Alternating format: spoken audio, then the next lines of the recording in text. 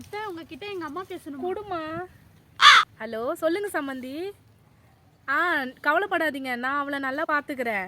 இனி அவ என் மருமக இல்லை, அவ என் மக மாதிரின்னு சொல்ல வந்தேன். அத்தை டீ எடுத்துக்கோங்க. இருங்க இருங்க, சூடா இருக்கும், நானே எடுத்து தரேன். இதுவா உங்களுக்கு தான்.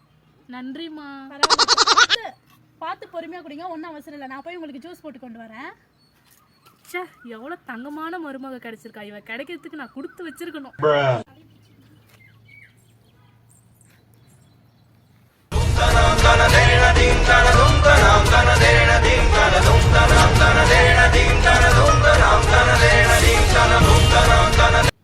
தண்ணி இருக்கு, பார்த்து நடங்க. உங்களுக்கு எதாவது ஆச்சுன்னா நான் என்ன பண்ணுவேன்?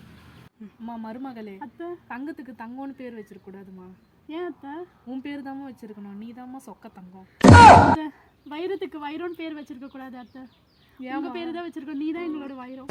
அத்தை, மருமகளே, அத்தை, மருமகளே.